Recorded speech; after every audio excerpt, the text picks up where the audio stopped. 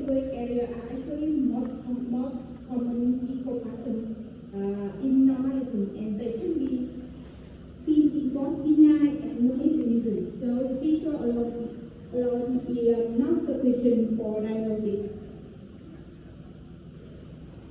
And next is hypoechoic. That is echogenicity is easily relative to fat, often people or weaker fibrogram tissue. So in this example, you can see a non-magnetism with hypoechoic pattern. And pathology reveal invasive ductal carcinoma. So hypoechoic non-magnetism can still be malignant. So echogenicity should always be integrated in conjunction with other imaging features, for example, distribution, posterior features, vascularity, and so on. Finally, heterogeneous echogenicity refers to non-magnetism that contain both hypoechoic and hypoechoic components within the lesion. Let me describe the posterior feature. First, no posterior feature. By definition, no subwing or enhancement posterior to the lesion. In this example, the original heterogeneous non-magnetism, so no posterior channel behind. And next is the posterior enhancement. By definition, the tissue posterior to the lesion appears brighter and hypoechoic compared with the tissue of the same edge on either side of the lesion. For example, in this image, we can see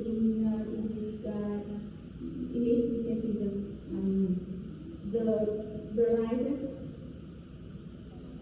compared with the tissue of the same edge on either side of the lesion. And finally, posterior shadowing. By definition, the tissue posterior to the lesion appears darker and more hypoechoic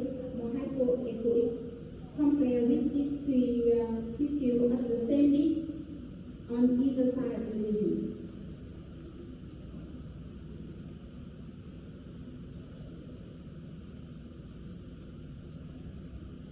Next, I will move to the associated findings and imaging and clinical correlation of non-magnetism. So when evaluating of non-magnetism, the associated features become very important.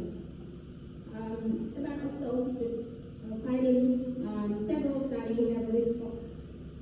As non-magnetism may have associated features that contribute to accurate detection and differentiate real finding from normal heterogeneous practices.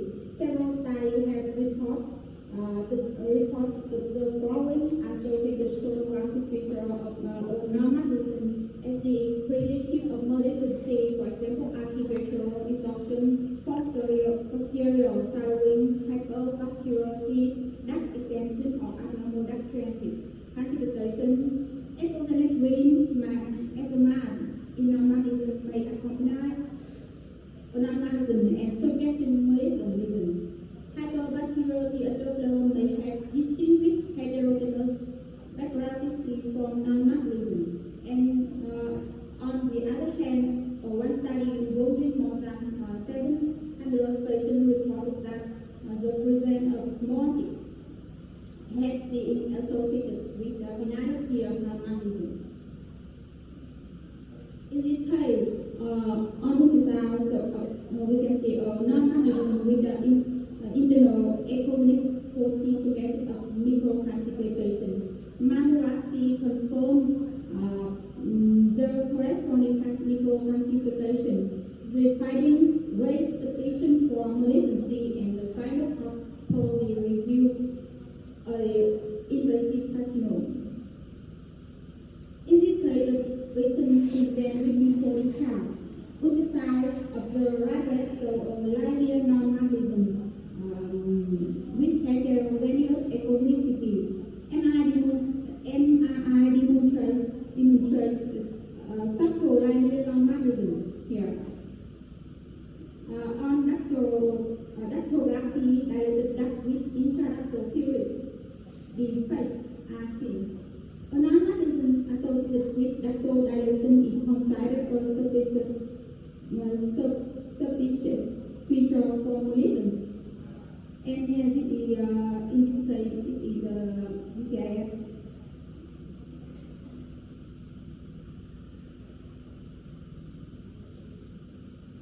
And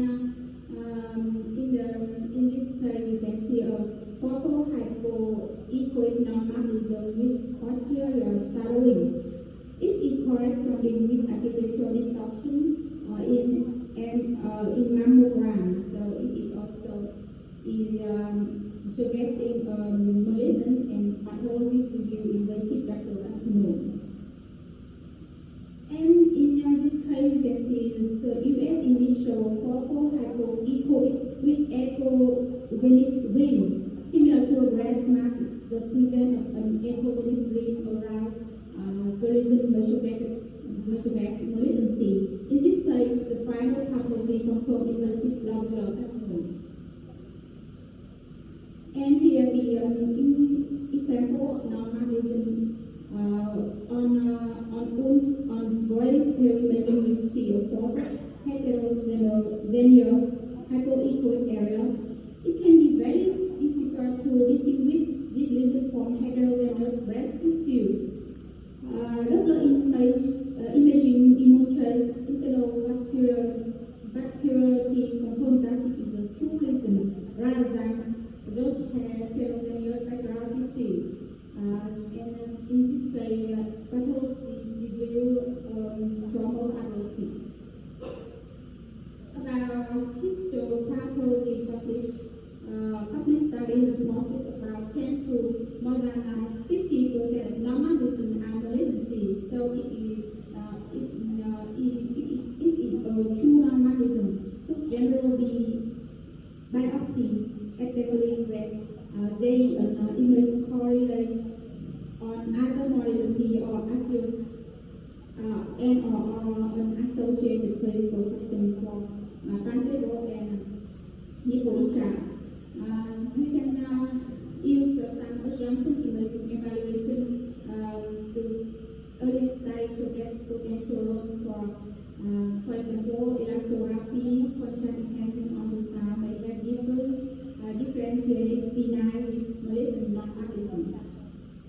About histopathology spectrum of normalism, malignant causes include DCS, which is the most common, as well as invasive lobular carcinoma and some ductal subtype.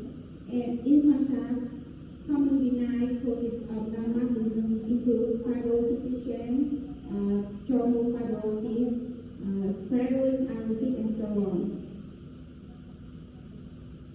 About imaging and clinical correlation, normalism correlation with other imaging modality is very important. In fact, the presence of correlate on mammogram, PM, or MRI may be more predictive of malignant than the ultrasound morphology alone. For example, mammography may show architectural distortion, asymmetry, or sufficient calcification, and MRI and CEM may demonstrate abnormal enhancement. Clinical symptoms are also important. Studies have shown that malignant normalism can be associated with nipple discharge and pancreatic abnormality. Therefore, combined ultrasound, finding multiple modality imaging and clinical information is essential for accurate diagnosis. In this image, you can see a focal normalism that is very subtle on conventional ultrasound and can be difficult to distinguish from heterogeneous background blood tissue. However, on contrast enhancement mammography, corresponding enhancing focus is seen in the same location. This finding helps to confirm that this represents a true lesion.